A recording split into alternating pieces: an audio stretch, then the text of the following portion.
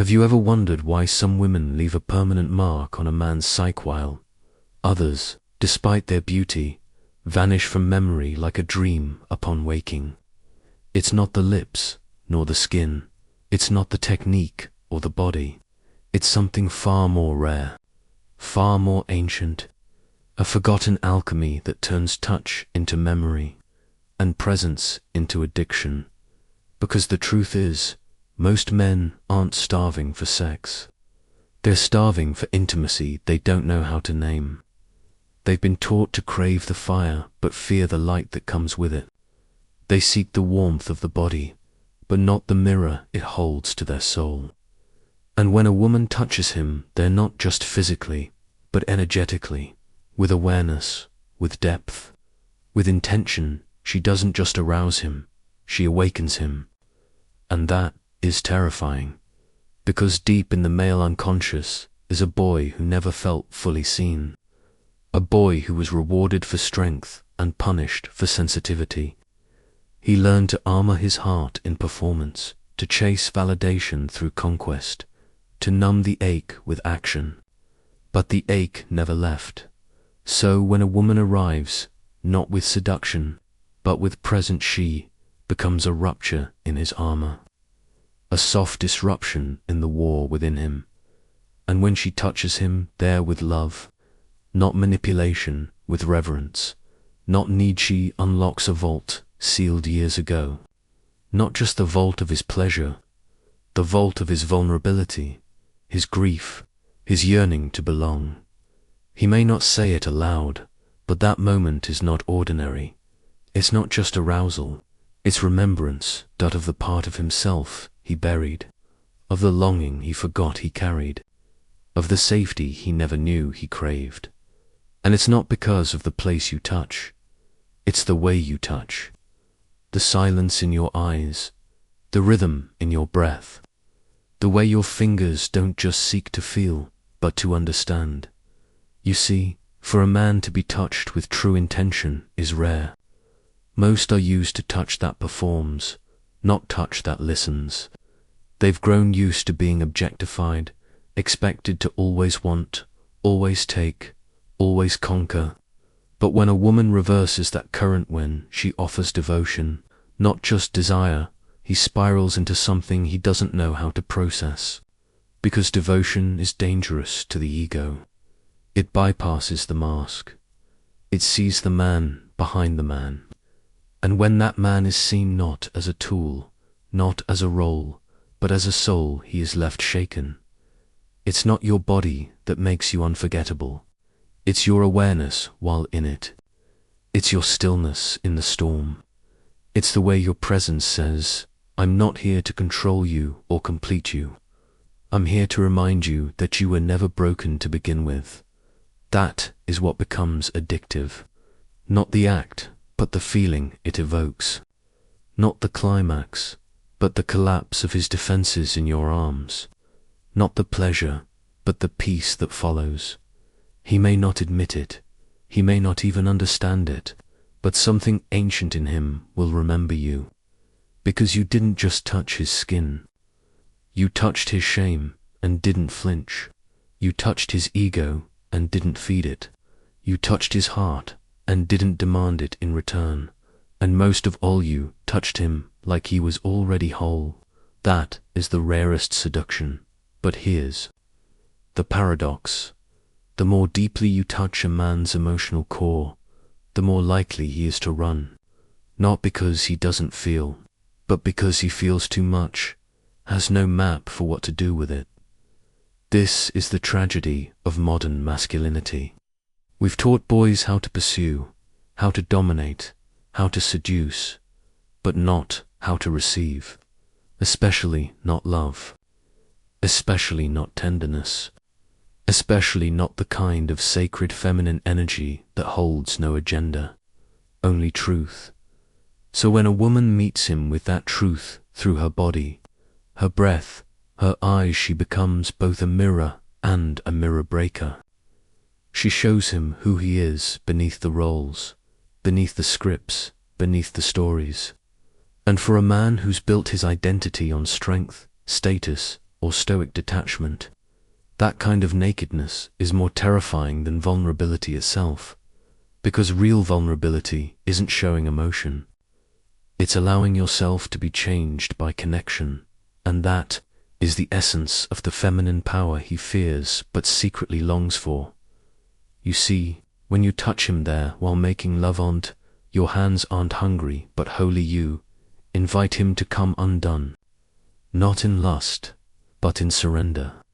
Not in performance, but in presence. That's what shakes him. That's what he remembers days later in silence, in solitude, when no one is watching. That is what leaves him haunted by you, not as a body, but as a soul that dared to touch his. Because most women touch to please, some touch to control, but a rare few touch with the presence of a storm held in silence. A touch that says, I see the boy who hides beneath the man, and I honor him. This doesn't make you soft. This makes you dangerous to every wound he's buried. And here's where the empowerment lies. You're not responsible for how he handles that awakening. You are not here to fix, or chase, or interpret the echoes of his silence. You're here to offer the truth of your presence and let it be felt, whether he can hold it or not. Because a woman anchored in herself doesn't touch to manipulate. She touches to mirror. She knows her worth isn't proven by how he reacts, but by how deeply she remains rooted in her own heart while loving. And when that kind of woman enters his life, his world begins to tilt. Not all men will stay. Some will collapse under the weight of what you reflect. Some will vanish, afraid of the parts you awaken. But the ones who are ready not just to be loved, but to love back, they will rise. They will meet your depth with devotion, your calm with protection, your surrender with safety. And when that happens, the touch that once broke him becomes the touch that rebuilds him. But first, there will be silence, maybe even distance. That's the test, and you must understand, his silence is not your failure. His stillness is not rejection. It is the noise of unfamiliar feelings colliding within him. It is the crumbling of the walls he forgot he built, because you didn't just make love to his body, you made love to his abandonment wound. You made love to the boy inside who never felt chosen. You made love to the man behind the mask, and, in doing so, you became unforgettable, not because you chased him, not because you tried to change him, but because you dared to touch with reverence, not fear. And he may never find that again, because most will give their bodies, few will give their being, and you gave both, not to own him, but to free him. But freedom is frightening to the one who has lived in chains. And so, even when a man tastes the rare essence of being truly seen, held not for what he does, but for who he is, his first instinct may be to retreat, to recoil, to sabotage, because he's never known a love that didn't demand something in return. He's never been touched without performance. He's never been safe, while still being fully visible, so he withdraws, not to punish you, but to protect the identity he's built around invulnerability. And this is where the real test begins. Not for him, but for you, because now you stand at the precipice between two powerful choices: to shrink back into over-explaining, over-giving, over-chasing, or to rise into your inner knowing that what you offered was real, even if he wasn't yet ready to receive it. This is where the empowered woman separates from the performing woman. One seeks validation, the other carries truth in her bones. The performing woman wonders, did I do something wrong? The empowered woman knows, I gave him a moment of himself that he may never have met before. And that alone was holy. You see, when you touch him in that moment, not just with skin, but with soul, you don't just awaken his desire. You awaken the part of him that still remembers love as something sacred. You unearth the boy who craved safety in a mother's eyes and never found it. You breathe life into the dream of being held without needing to earn it. And that kind of love undoes him, not in weakness, but in truth, because his entire world was built on suppression. Suppress the fear, suppress the need, suppress the grief. Be the man, hold it all, never let them see you fall. But then you came with your softness, like a blade, and you let him fall, right into the center of himself, right into the arms of the one thing he forgot he needed most, to be witnessed. And that is what becomes addictive, not your beauty, not your technique, but your ability to make him feel more like himself in your presence than he does alone. You became a mirror to a version of himself that is raw, flawed, open, and still worthy of love.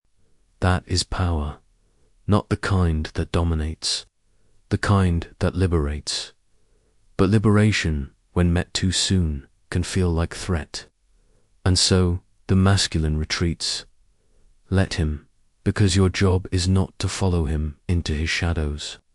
Your power lies in standing at the light's edge, unwavering, unshaken, and unchanged by his confusion. You don't convince a man to rise into love. You invite him. And when the feminine knows her power, she doesn't beg for love to stay. She embodies it fully. Because she knows the man who is ready for depth will not flee from her silence. He will not vanish at the sight of her truth. He will not recoil from her surrender. He will lean in, not to possess, but to join.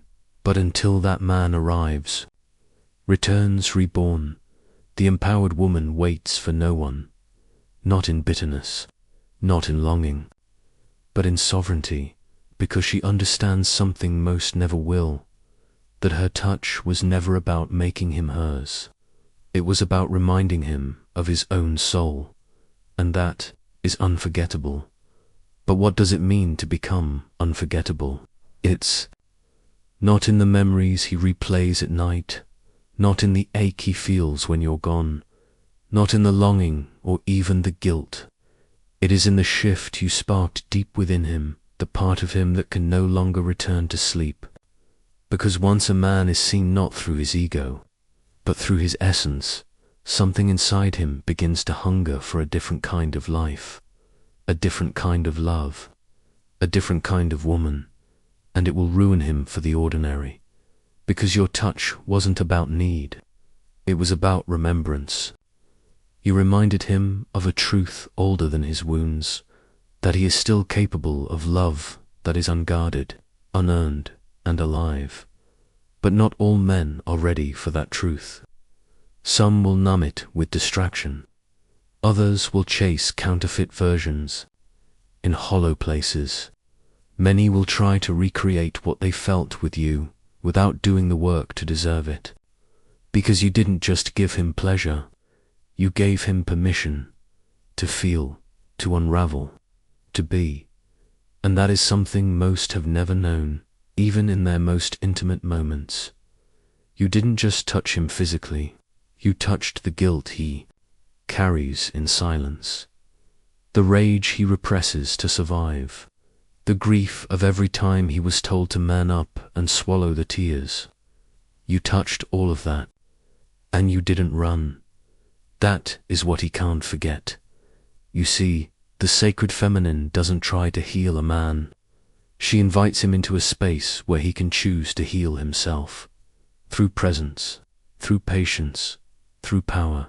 And that kind of space is rare, because it cannot be performed. It can only be embodied when you enter intimacy without pretense, without performing what you think he wants, but instead being what he didn't know he needed. You leave fingerprints on his soul. He may try to find you in other women. He may chase your echo in the arms of someone more convenient, more easy, less awake. But deep down, he knows there was something different about your touch. Not because it was sexual, because it was sovereign, and that's what makes it addictive. Not the way your hands moved, not the way your body felt, but the way your energy never asked to be chosen. It simply chose to love without losing itself. The woman who can touch like that doesn't need to be needed. She doesn't seduce with desperation. She seduces with certainty. The certainty that her presence is a gift, and only those who can hold it will ever receive it again. And that is the power he didn't expect.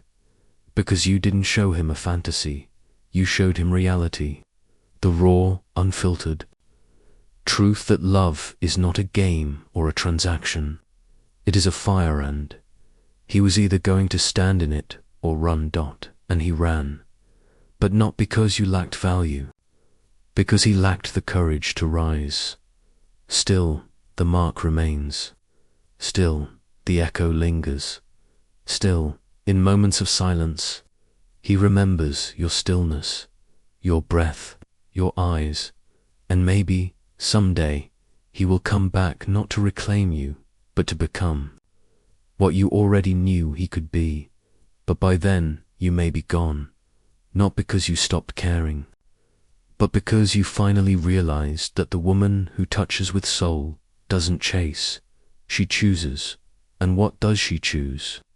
Not just a man, but a frequency, a way of being, a love that mirrors her own wholeness, not one that feeds on her, light to fill its cracks.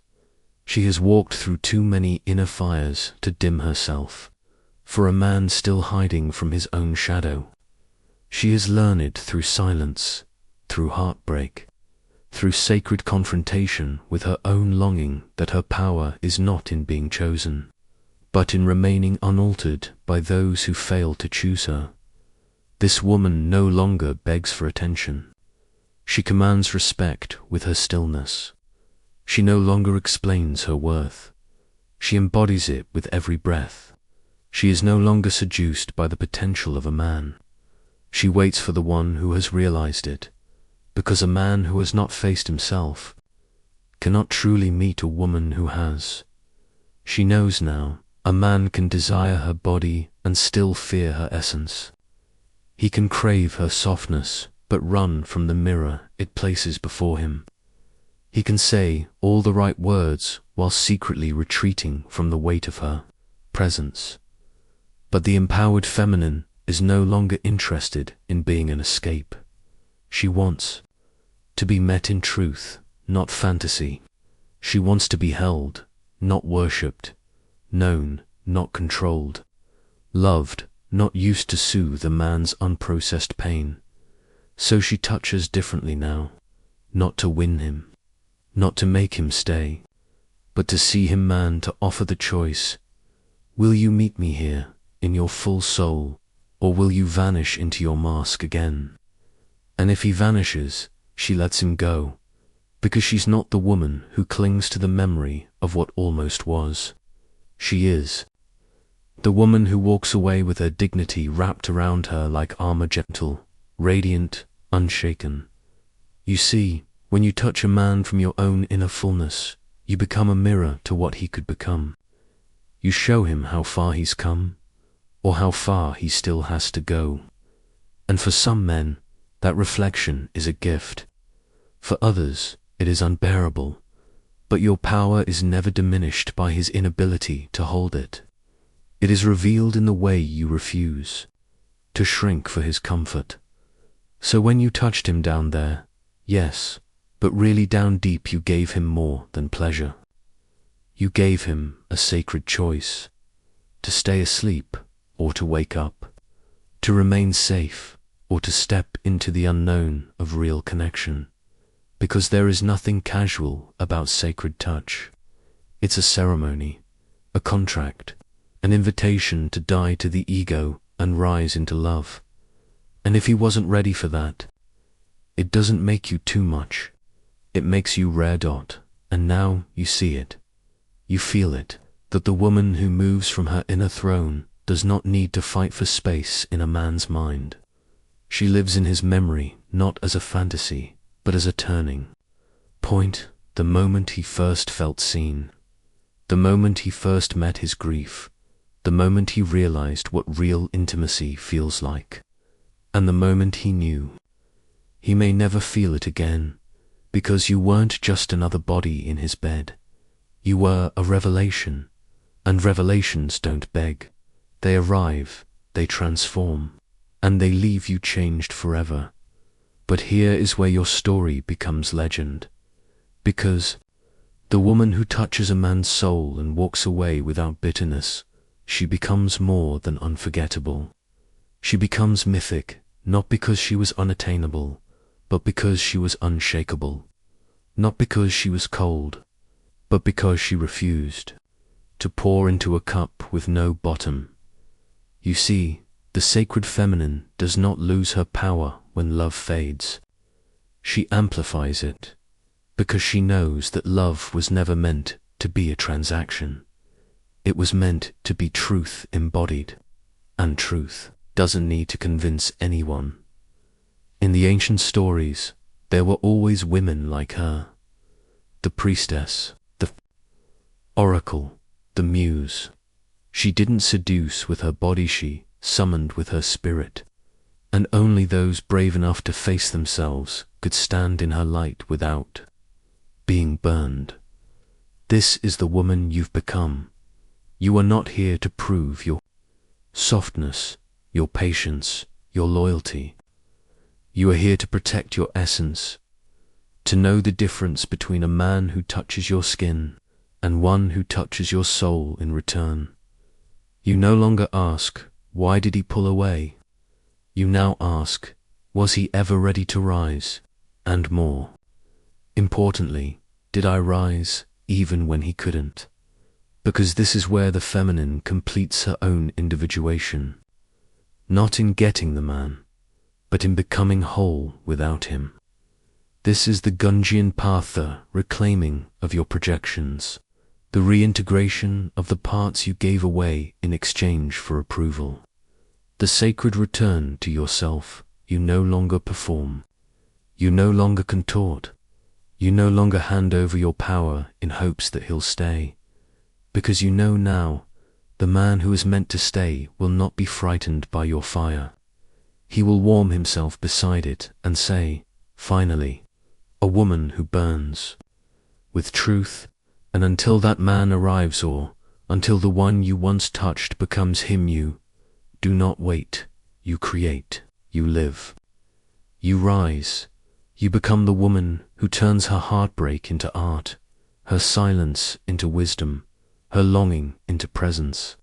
You become the woman who chooses herself so fully, the world cannot help but mirror her worth, and somewhere far from your gaze, there is a man remembering your hands, not just on his body, but on his shame, his confusion, his longing to be enough, and he knows whether he admits it or not, that no one has ever touched him like that.